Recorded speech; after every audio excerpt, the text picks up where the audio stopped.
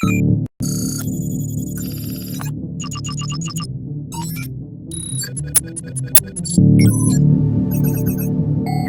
folks, welcome to Watchman the King channel. My name is Dan, and this channel is designed to bring you news and events from around the globe. That's what I designed this channel as, although I haven't been doing that. God brought me on a much different path than I had anticipated when I first started this channel over a year ago. And I started off with things that I noticed that the world wasn't bringing to your attention. Things like the Georgia Guidestones being blown up and how that seemed to be like a big deal. Things where it wasn't so much reported, you know, the Queen's death and her funeral, but the fact that the funeral itself was sharing the gospel to the entire world, and 4 billion plus people saw it. Things like when the red heifers first headed over to Israel. And here's the thing. I know not a lot of people, it's not a lot of mainstream teachers and pastors will preach these kinds of things. In fact, some of these things are going to be off the beaten path. For example, one person right now is really carrying the torch of the heifers and keeps it in front of everybody, and that's Mondo Gonzalez. Another one, L.A. Marzulli, keeping the torch going for what we're seeing with the disclosures around the, UAPs or UFOs and that kind of stuff.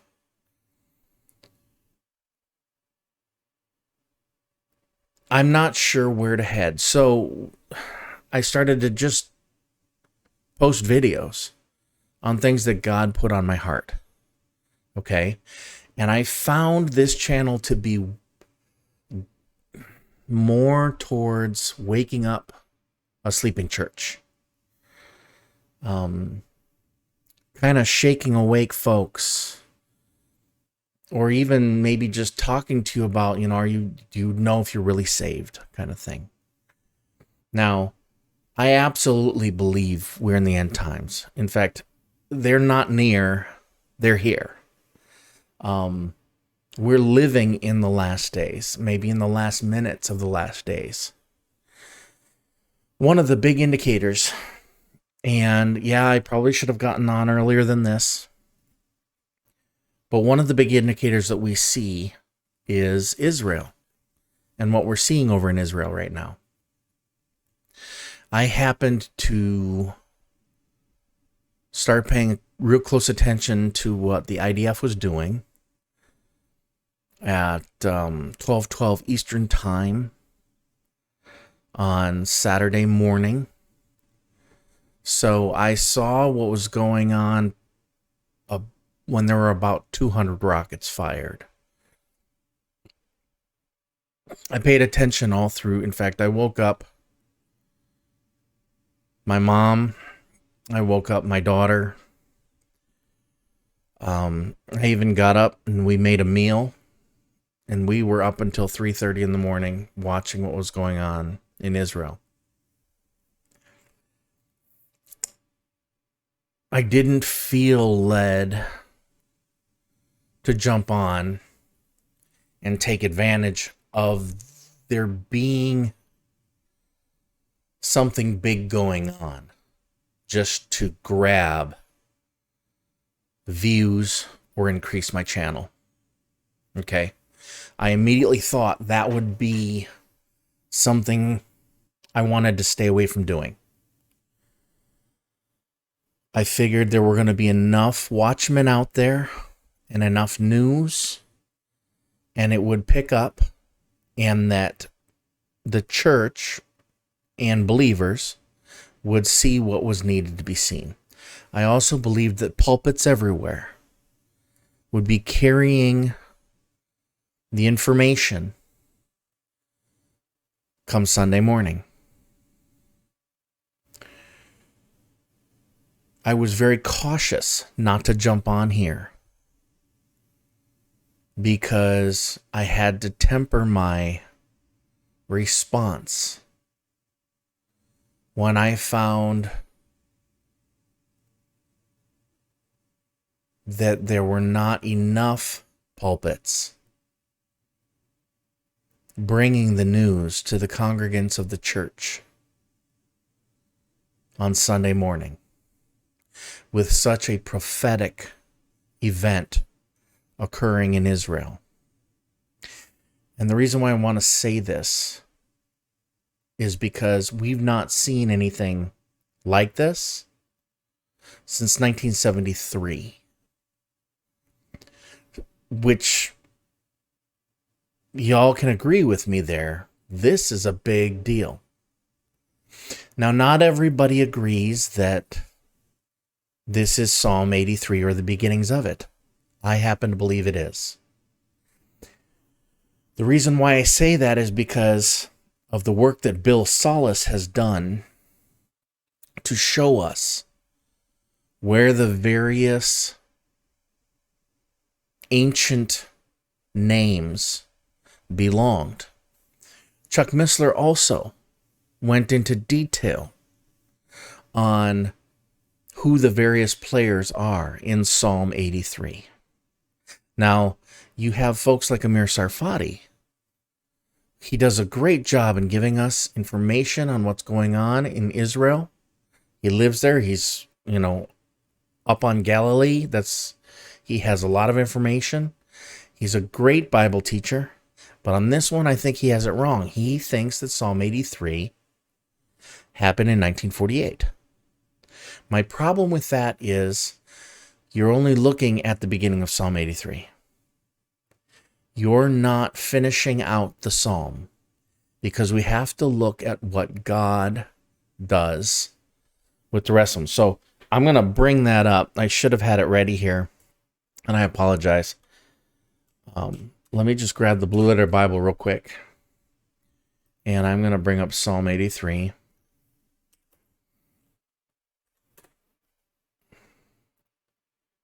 Okay, and let's just take a quick look at what this happens to say. Let's see if I can even put this on the screen just for giggles. I haven't done this in so long that I'm wasting your time. But let's see here. Let's see if this works. There we go. All right. And it's covering me up a little bit, but that's fine. Let's move this. I'll even move over. Okay? All right. Not that you need to see my face, but let's read through this. Psalm 83. This was written by Asaph, who we know is a seer. Okay? He was a seer of David. He wrote prophetic psalms. Okay? Some people say that this is imprecatory prayer. I know, like Andy Woods says something like that. It's just not, it's just a prayer. I don't believe that either. And here's why. Let's read through this. A psalm of Asaph. O God, do not keep silent. Do not hold your peace or be still, O God. For behold, your enemies make an uproar.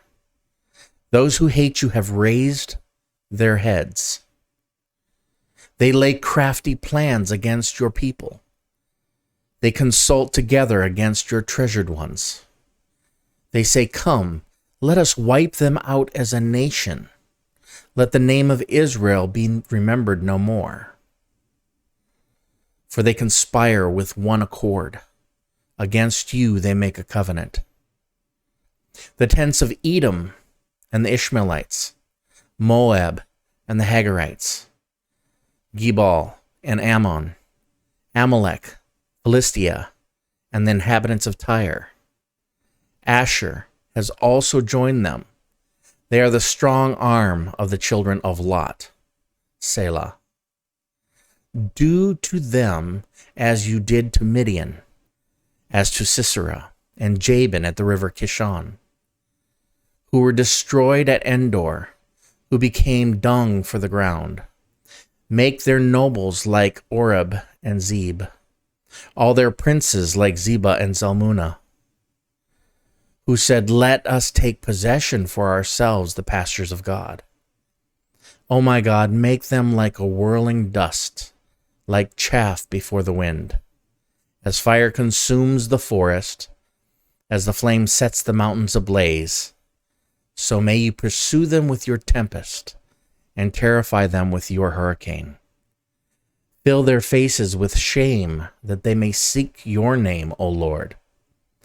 Let them be put to shame and dismayed forever.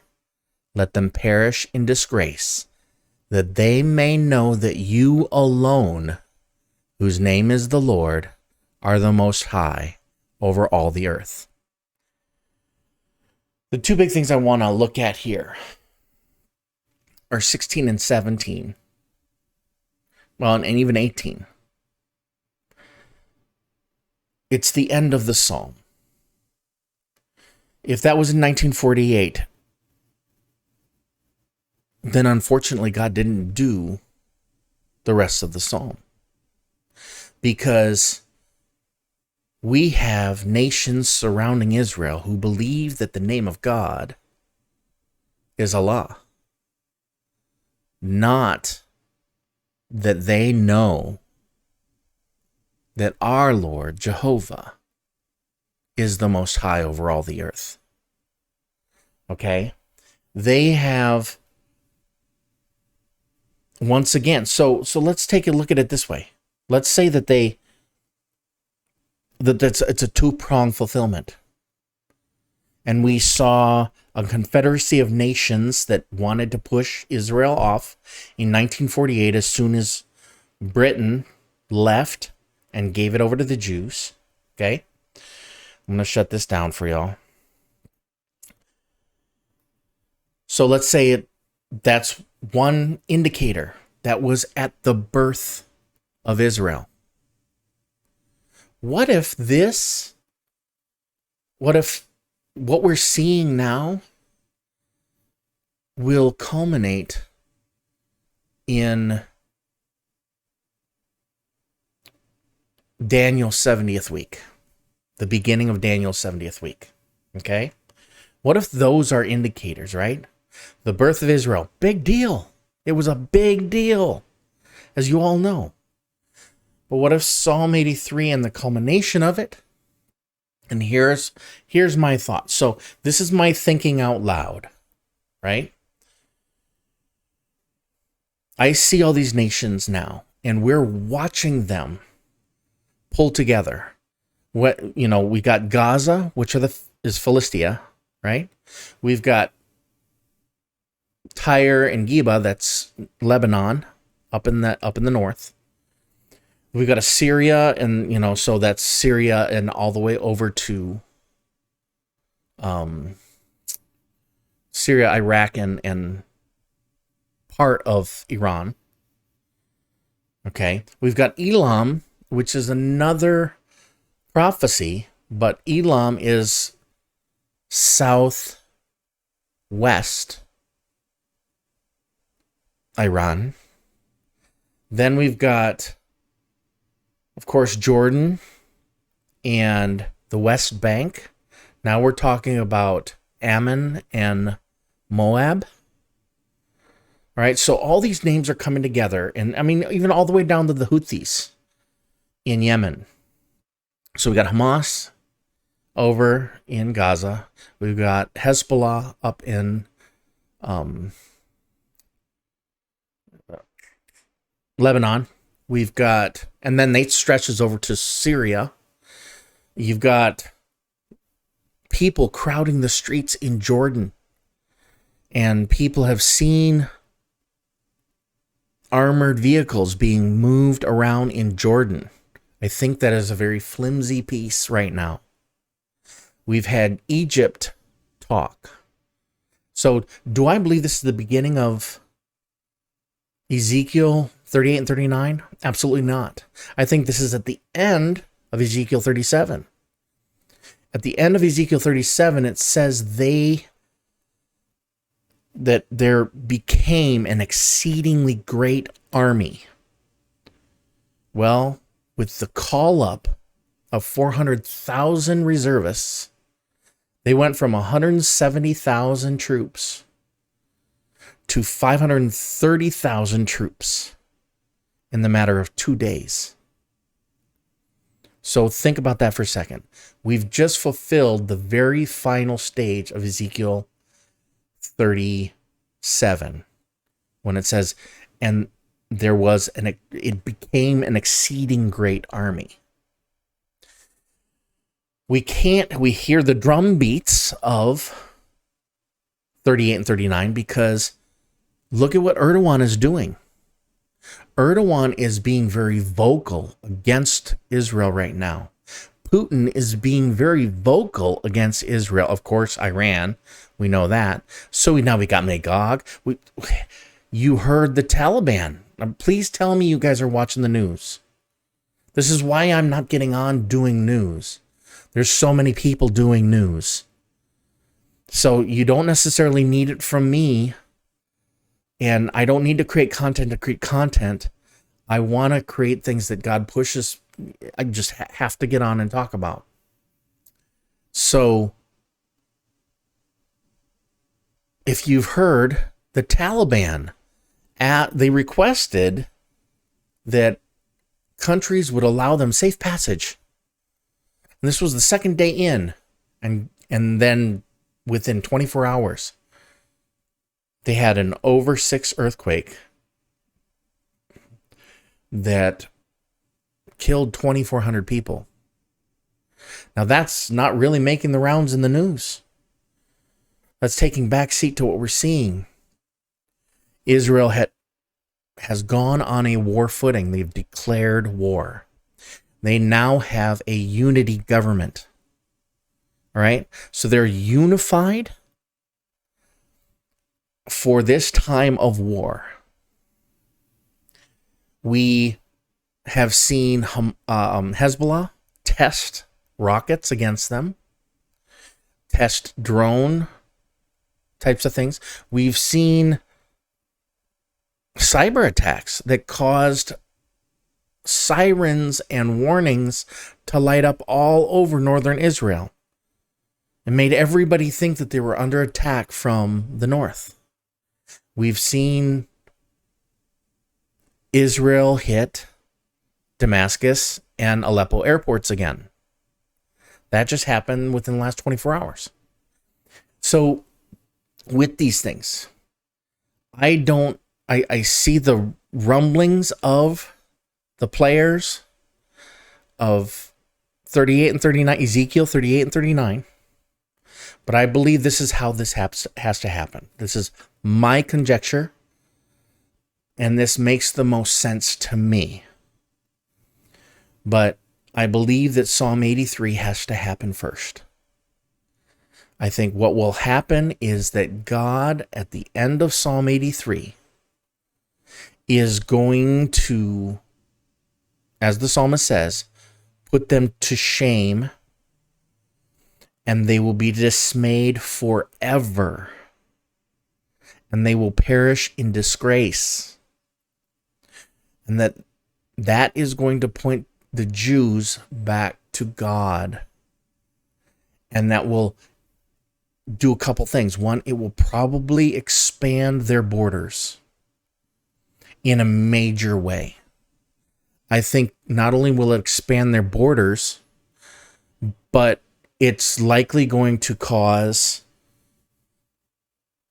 it's going to cause them to feel at peace.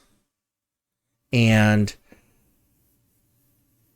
those are that's what needs to happen for Ezekiel 37 or 38 and 39.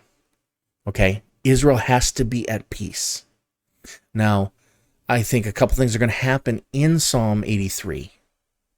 So this thing that's going on right now, when the dust settles, I think the world is going to have a real animosity against the Jews. They've already started. And I think when they push out and they take extra land and they grow their borders and they see God's hand in it, then I believe that Jews everywhere will start returning even more to Israel. I tend to think that the full end of this will be the confirmation of a covenant with Israel by the Antichrist, and that he will strengthen something with them that will allow them their temple, because they'll be at peace. These enemies that we're seeing today will absolutely not be a threat anymore. Nobody else will be saying, let us take them away from being a nation. It's actually going to be I'm sorry, I got a lot of noise right outside my door. So, that won't be said as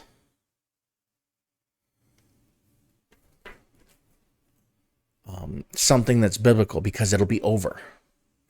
I think something that's going to come out of this is we're going to see Isaiah 17. Okay? So Damascus will cease to be a city. I think that's one of the things that's coming. I think it's, in fact, based on what we're seeing, it's very close. Now, these are all, again, conjecture. This is me just thinking out loud, because I tend to think that much more logically, and the way it makes sense to me, there are requirements for Ezekiel 38, because it cannot be retaliatory.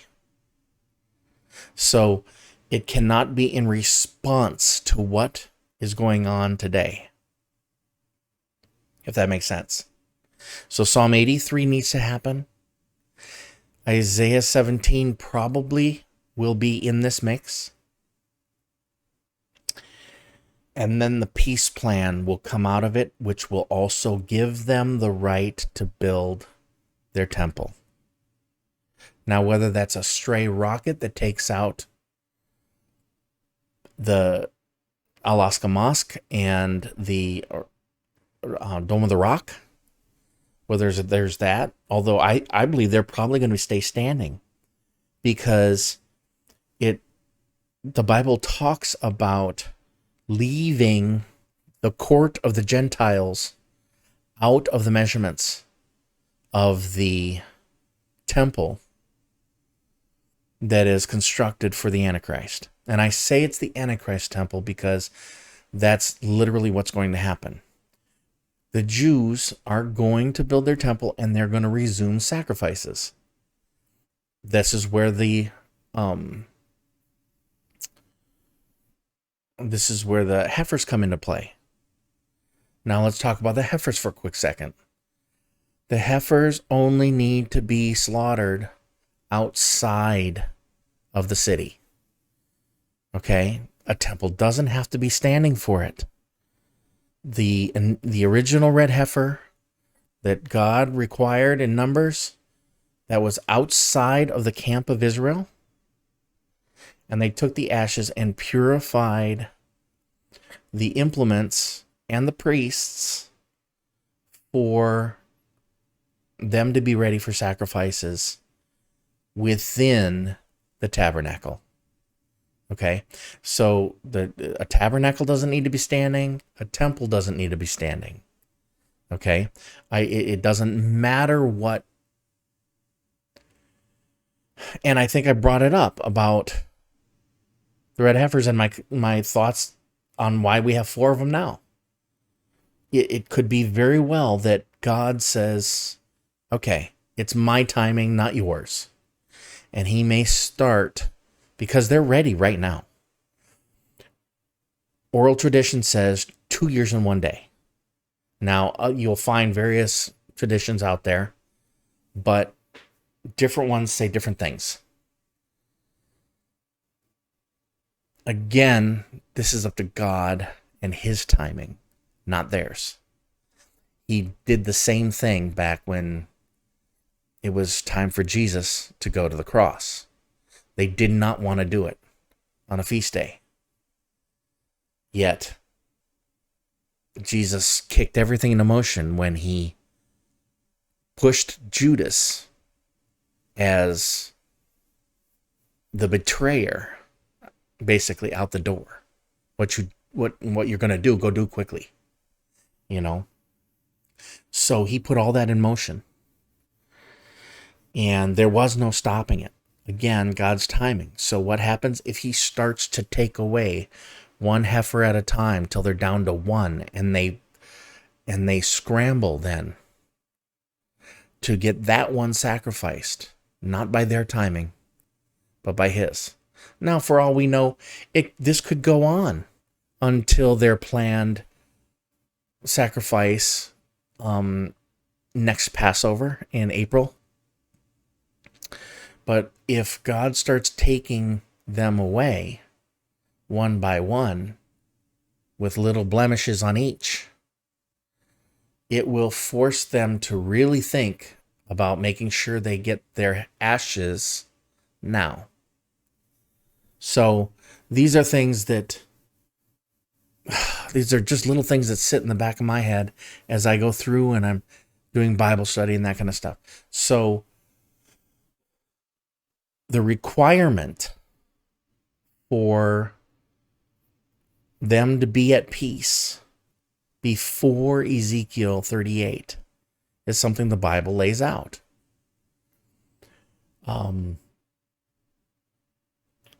It also has the whole world asking. It's going to have Saudi asking, why have you done this? Anybody who used to, again, the United States cannot be involved. It has to be all God.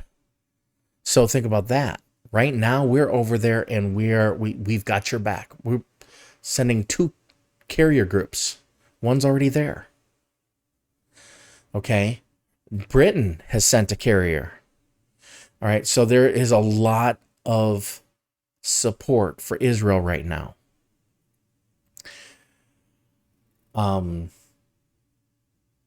That won't be the case when Ezekiel 38 occurs. Because when Russia and Turkey and Iran and that coalition all come south, the whole world's going to marvel. And they're going to ask, why? Did you come to take spoil? All right? So the dust has to settle on this. And that's why I believe it's Psalm 83. Okay?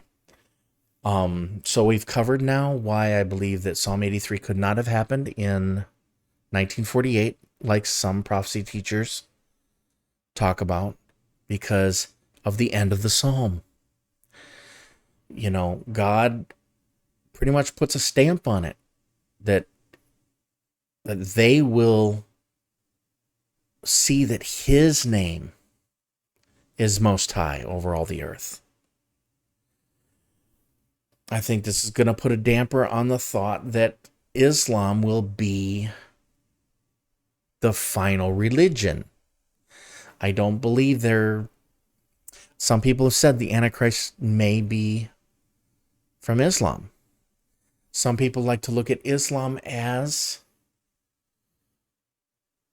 the possibility of the final religion because of how they like to behead people as their form of execution. But beheadings have been in all kinds of, in fact, it was, if you think about how the French did it, you know, some people thought it was a more humane way of killing people.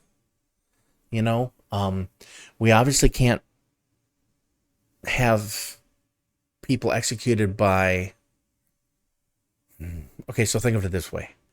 We can't have the electric chair. We can't have, it has to be able to be quick, and it has to be en masse.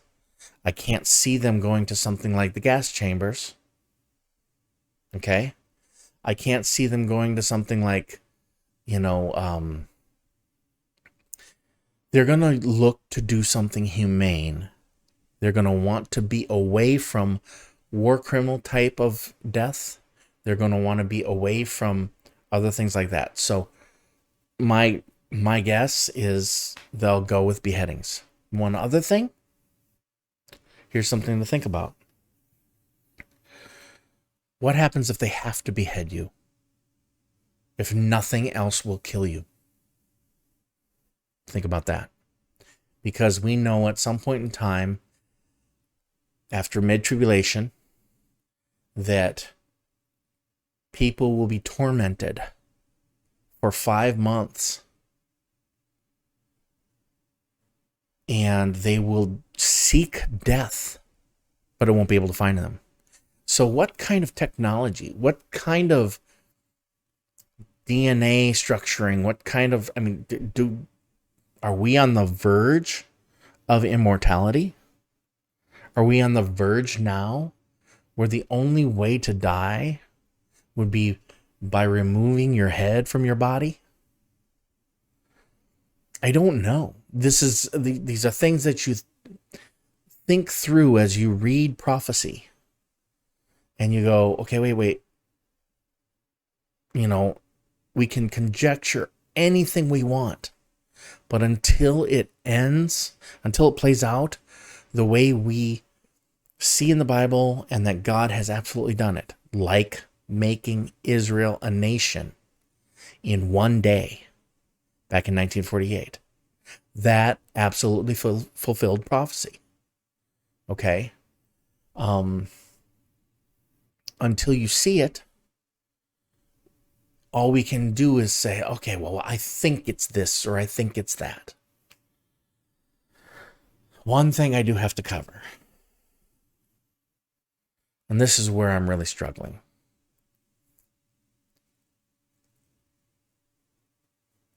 This is too obvious that we're in the end times. The rapture of the church is almost at our door. We see all the signs around us, everything that Jesus talked about. If you're not hearing it from your pulpit, sitting at your church, if it's not one of the number one topics of discussion, you should probably question the pastor. Just if it's just ignorance because they're too busy, I guess. But honestly, we're commanded to watch and be ready. We're commanded more to watch and be ready than Jesus even talked about go and preach the gospel. We are told more often to watch, and here's why. All right? Because at the end of the day, when that trumpet sounds and the dead in Christ rise, and those of us who are watching and excited for his return take off this planet, is it going to matter how many people you're preaching to? How many people you're evangelizing to?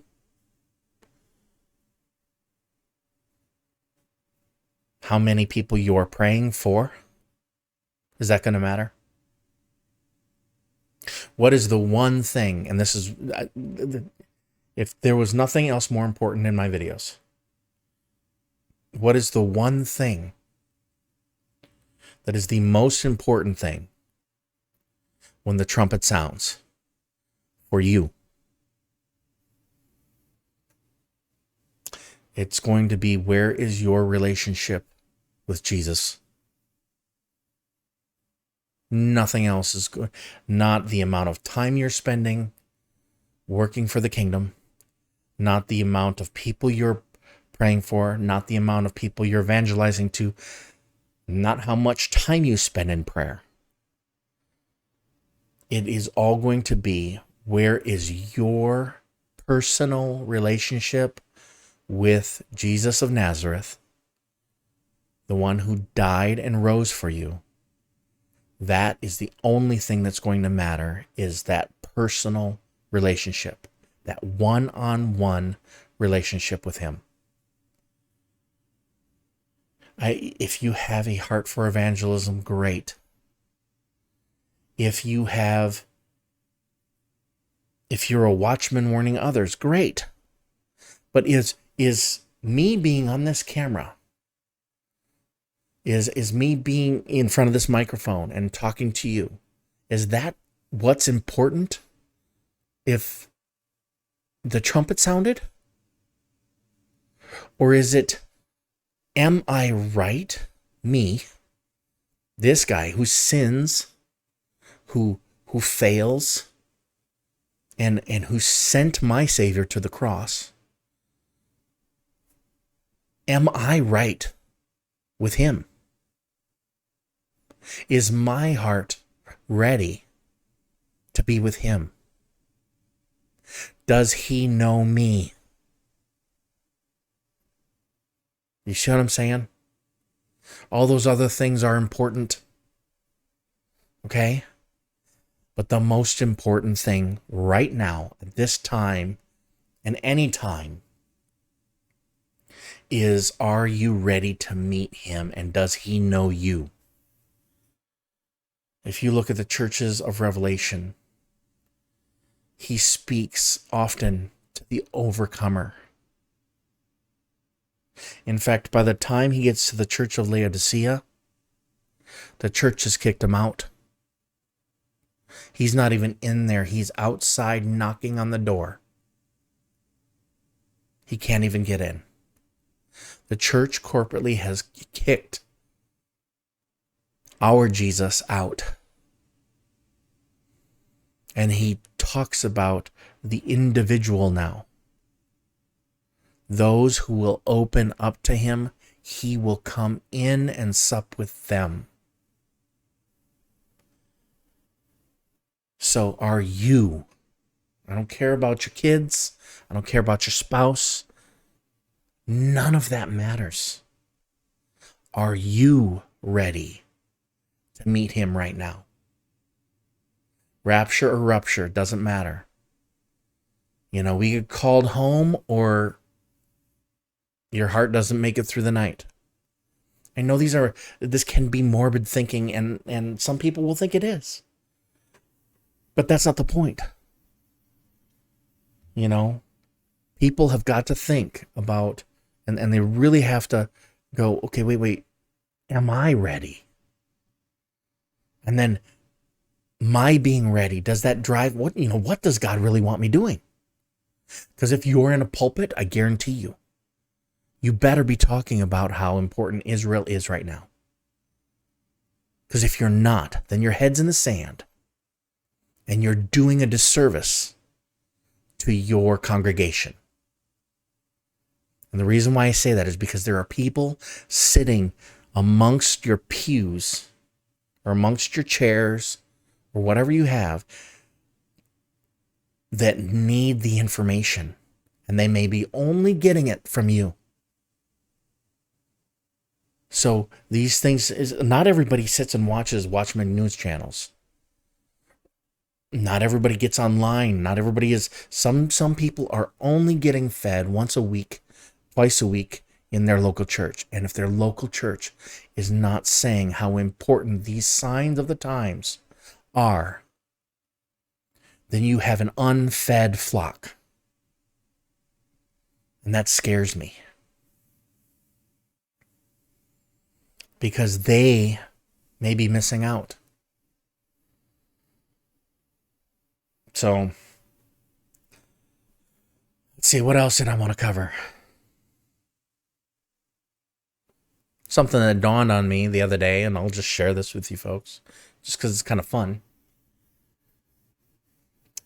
Jesus said, as in the days of Noah and as in the days of Lot. Right? Noah, we've always kind of looked at as a form of Israel. Israel being put into the ark and taken through the flood. Some people like to look at that as the rapture, but if you're going to put the rapture in there anywhere around Noah, that's Enoch. I'm sorry. Enoch is a picture of the church at that point in time. Enoch was raptured out before Noah got in the ark and was taken through the flood. Here's something that kind of blew my mind that I wasn't even expecting the other day. Think about Lot for a minute. Lot was not even Jewish. Lot was related to Abraham, but he was not a descendant of Abraham. Yet Lot was raptured out. He was forcibly taken by angels out of the city at the very same time that destruction came down. And yet he was a Gentile. That to me is much more symbolic of a Gentile church being raptured out prior to destruction. Again, it was just me thinking through that whole, wait a sec, Lot's not even Jewish. He was always Gentile. He followed Abraham out of Ur and came into the Canaanite land. But then he went his separate way. Isn't that kind of what the church did? Followed the Jewish way, then separated out, and is about to be raptured out before destruction. I find that to be interesting. I find it to be interesting that Jesus pointed to those two. Now, of course, we can look at the things that are happening, right? It's exciting to see us play with genetics. It's exciting to see that UFOs and UAPs are in the news all the time. It's exciting to think that fallen angels are going to show back up as these beautiful people to deceive the entire world, that they seeded the planet, or whatever they're going to say, that they had to remove a bunch of people that were not ready to receive the new enlightenment that's coming.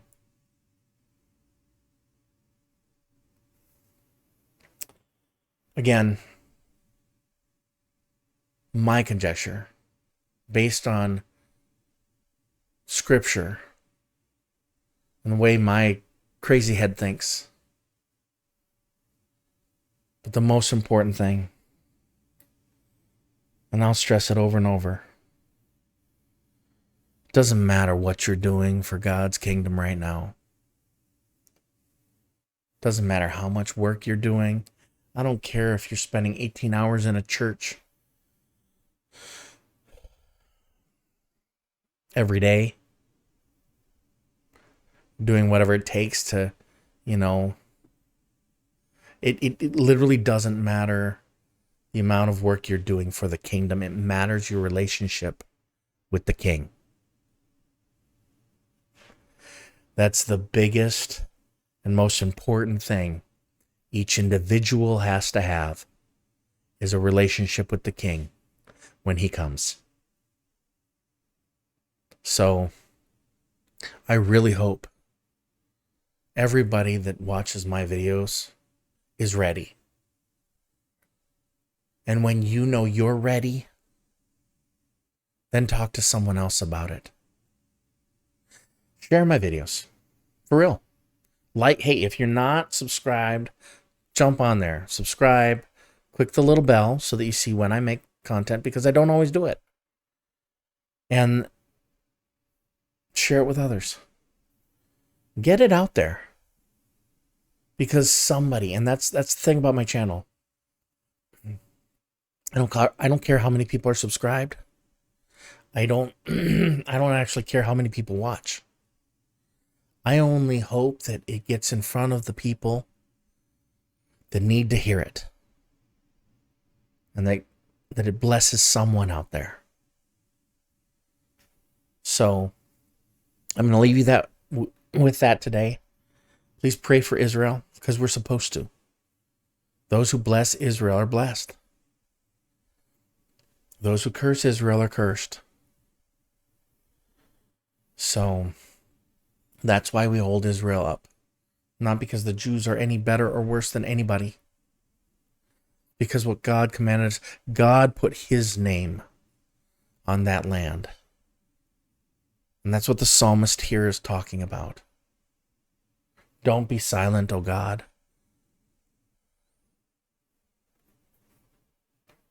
Don't hold your peace. Stand up for Israel.